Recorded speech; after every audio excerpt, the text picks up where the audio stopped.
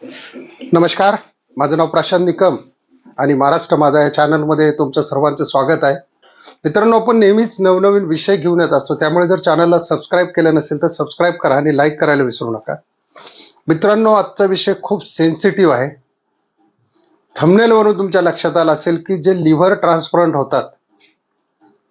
होतात म्हणजे ज्यांना लिव्हर सोरायसिस झालेला आहे त्या लोकांना दुसऱ्या लिव्हरचा तुकडा जोडून त्या प्रोसेसला कमीत कमी 70-80 लाख 1 करोड रुपये लागतात. तर मित्रांनो, हा व्हिडिओ पहा.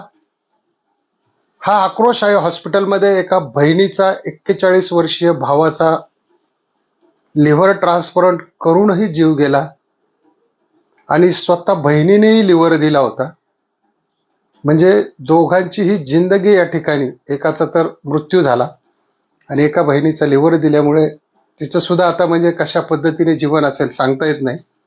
तर हा व्हिडिओ पहा, त्याच्यानंतर आपण सविस्तर बोलू की काय प्रोसिजर असतील, ही काय लुटालूट करतात किंवा काय कन्सेप्ट आहे. तर चला पहा हा व्हिडिओ पाहू.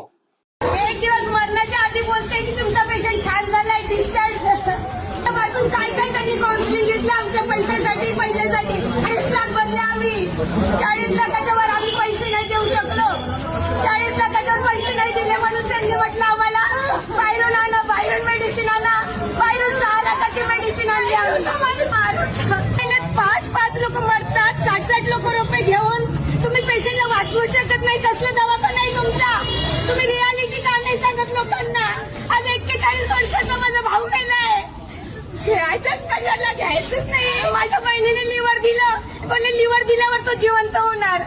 तर मित्रांनो, तुम्ही हा आक्रोश पाहिला असेल एका बहिणीचा आपल्या भावाबद्दल आहे. आणि हे जे हॉस्पिटल आहे हे आहे मॅक्स हॉस्पिटल नागपूरचं. तर आता ह्या अशा घटना फक्त नागपूरच्या हॉस्पिटलमध्ये होतात का? तर नाही. ह्या पुणे, मुंबई, मोठमोठ्या शहरांमध्ये ह्या घटना चालू आहेत. तर याचं प्रामुख्याने हे कशा पद्धतीचं रॅकेट असतं मी तुम्हाला सांगतो. ज्यावेळी एखाद्याला बघा लिव्हरचा कुठलाही म्हणजे लिव्हर सिरोसिस होतो, ज्याच्यामध्ये पहिले त्याला रक्ताची उलटी होते किंवा दुसरे काही लक्षण असू शकतात. तर ज्यावेळी त्याला लिव्हर सिरोसिस होतो त्यावेळी त्याला सजेस्ट केलं जातं की तुम्हाला लिव्हर बदलावा लागेल. तर यांची डॉक्टरांची एक सब टीम असते. ती काय करते, नातेवाईकांना भीती दाखवणे. आधी सांगतात की तुमचं 20 लाख रुपयामध्ये होईल, मग सांगतात तुमचं 30 लाख रुपयामध्ये लिव्हर ट्रान्सप्लांट होईल आणि पेशंट पूर्ण बरा होईल, पूर्ण लिव्हर चांगलं होईल, असं करून एक कन्व्हिन्स केलं जातं. म्हणजे वेळोवेळी त्यांच्या मीटिंग घेतल्या जातात, आठवड्याला 2 आठवड्याला, आणि तिथे जवळजवळ लाख रुपये रोज चालू असतो त्या माणसाला. आणि कसं तरी करून या नातेवाईकांना किंवा त्याच्या घरच्यांना तयार करतात हे पैशाला. मग 20 लाख भरा, 10 लाख भरा, 40 लाख भरा. आणि त्यांच्याकडे जे मेडिसिन असतात हे पूर्ण रेटमध्ये दिलेले असतात. म्हणजे बाहेर जर तेच औषध 50 रुपयाला असेल तर हेच औषध यांच्याकडे 100 रुपयाला लावलं जाते. भरमसाठ औषधं आली जातात, तीच दाबली जातात, तीच विकली जातात दुसरीकडे. म्हणजे असं हे प्रशासन या पद्धतीने चालू असतं. आणि ढोबळ पद्धतीने पेशंटला जरी बरं नसलं, त्यांना माहिती असतं, तरी ते दिलासा देत असतात की आता होईल, आता हे आपल्याला करावं लागेल, ते आपल्याला करावं लागेल. मित्रांनो, लिव्हर ट्रान्सप्लांटमध्ये किती टक्के लिव्हर ट्रान्सप्लांट हे सक्सेस होतात? एक 5-10% बोटावर मोजण्या इतके. सगळे लिव्हर ट्रान्सप्लांट हे सक्सेस होत नाहीत. त्याच्यामुळे पहा तुम्ही, एक तर जास्त दारू पिणाऱ्यांचे म्हणजे जे गरीब वर्गातील असतात ते लोक ह्या स्टेजला आल्यानंतर जगतही नाही. पण काही लोकांकडे ज्यांच्याकडे पैसा असतो ते अरेंज करतात, प्रॉपर्टी विकतात. असं करून जरी जे लोक पैसे भरतात त्यांच्या बाबतीत सुद्धा हे असं होतं. आणि नामांकित हॉस्पिटल ही कामं करतात, कारण त्यांची एक स्पेशल टीम असते. मेन डॉक्टर येऊन गेल्यानंतर की यांना मीटिंग रूममध्ये न्यायचे, नातेवाईकांना वेळोवेळी त्यांना प्रिपेअर करायचे पैसे भरण्यासाठी, लिव्हर ट्रान्सप्लांटसाठी. अशा मिटिंगा करत करत करत त्यांच्याकडून, आता तुम्ही बघितलं असेल त्या ताईंनी सांगितलं की 65 लाख रुपये गेले तरी सुद्धा पेशंट वाचला नाही. आणि तरी त्यांना सांगितलं गेलं आदल्या दिवशी तुमचा पेशंट ठीक आहे, उद्या डिस्चार्ज देऊ. आणि ज्यावेळी त्यांनी 1 लाख रुपये भरल्यानंतर त्यांना सांगितलं की आता औषधं तुम्ही बाहेरून आणा, मेडिसिन. म्हणजे ह्या पद्धतीचं प्रशासन असते, ह्या पद्धतीची लुटालूट असते. जेवढा आजार मोठा असेल तेवढी ही डॉक्टरांची टीम फार मोठ्या प्रमाणात लुटालूट करते. आज आपण सावधान इंडिया क्राईम पेट्रोलवरती बघतोय या डॉक्टरांचे जे एपिसोड दाखवले जातात. यांना कसलीही दया नाही, माया नाही, काहीही नाही. यांच्या रोजच्या म्हणजे जसं एखादा माणूस स्मशान घाटामध्ये किंवा एखादा पोस्टमॉर्टम करत असतो, त्याला रोजच असतं, त्याला काही दया माया नाही. पण आपण एखाद्याला जर ब्लेड मारायचं म्हणलं किंवा काही टोचवायचं जरी म्हटलं तरी आपल्याला कसतरी होतं. तसं यांना काही नाही, माणूस मरू जगू, फक्त पेमेंट आधी जमा करा. आणि एवढे कोटीचे 2 कोटीचे इन्शुरन्स लोकांचे नसतात, कारण त्याचा प्रीमियम खूप हाय असतो. बरं, हा लिव्हर सोरासिसचा आजार असेल म्हणजे त्याची लास्ट स्टेप आहे लिव्हरचा कॅन्सर. हा म्हणजे अल्कोहोल पिणारालाही होऊ शकतो आणि नॉन अल्कोहोलिकलाही होऊ शकतो. असं काय नाही की दारू पिणार, पण याच्यात दारू पिणाऱ्यांचं प्रमाण जास्त आहे, बिगर दारू पिणाऱ्यांचं प्रमाण कमी आहे, पण ते आहे. म्हणजे 70-30% असं जरी धरलं आपण तरी चालण्यासारखं आहे.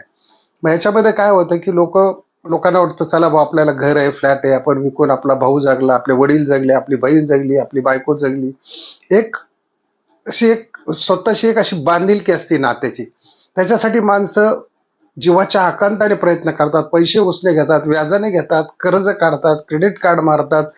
म्हणजे या बऱ्याच गोष्टी लोक करत असतात, परंतु त्यांच्या हाताला हे जे बसलेले आहेत डॉक्टर लोक, हे काहीही लागू देत नाही. कारण यांचं माइंड इतकं प्रिपेअर केलेलं असतं की तुमचा पेशंट ठीक होणार, हे होणार, ते होणार. आणि सरते शेवटी ज्या वेळेस ते सांगतात, मग काहीतरी आपलं सांगून द्यायचं, इन्फेक्शन झालं, असं झालं, हे झालं, आता आणखी तेवढा खर्च येईल. मग तिथे माणूस हतबल झालेला असतो आणि त्यावेळी त्याचा मृत्यू झाला तरी ते लोक सांगत नाही. व्हेंटिलेटरवर असेल, ICU मध्ये असेल, सांगत नाही बिलकुल. हे लिव्हरच्याच बाबतीत होतं असं नाही, हे किडण्यांच्या बाबतीतही होतं. बऱ्याच गोष्टीची जी हृदयाचे ऑपरेशन असतील, बरेच म्हणजे आता हे काय झालं, एक मोठं रॅकेट तयार झालं. आपले तुकाराम मुंडेजींना माझी विनंती आहे की FDA मध्ये आपण जर एवढ्या मोठ्या हुद्द्यावर आहात, कमिशनर हुद्द्यावर आहात, तर या दवाखान्यांना एकदा टार्गेट करा. कारण इथं सर्वसामान्यांची तर लूट केलीच केली जाते, मध्यम वर्गाला तडीच धरलं जातं. इथे फक्त पैशाने कापाकापीचा धंदा केला जातो, बाकी काहीही नाही. आणि यांचं काय आहे की यांनी कसली औषधं दिली, काही झालं तरी काहीच्या काही ठोकून देतात, असं झालं तसं झालं. यांना अक्षरशः कुणी काही बोलायला नाही, यांच्यावर कुणाचं नियंत्रण राहिलेलं नाही. त्याच्यामुळं प्रशासनाला सुद्धा विनंती आहे की आजचा तुम्ही जो व्हिडिओ पाहिला, एक आपली ताई किती रडते, म्हणजे त्याच्या घरचा किती आक्रोश चालू आहे. जर यांनी सांगितलं असतं की असं असं होणार नाही, हे करू नका तुम्ही, तर आज बिचाऱ्यांचे पैसेही वाचले असते किंवा पुढे होणारा ताण आता त्यांनी व्याजाने काढले असतील, उसने घेतले असतील, बऱ्याच काही गोष्टी केल्या असतील. आता म्हणजे माणूस तर गेलाच गेला, वरून हे पैसे पण भरायची पाळी आली.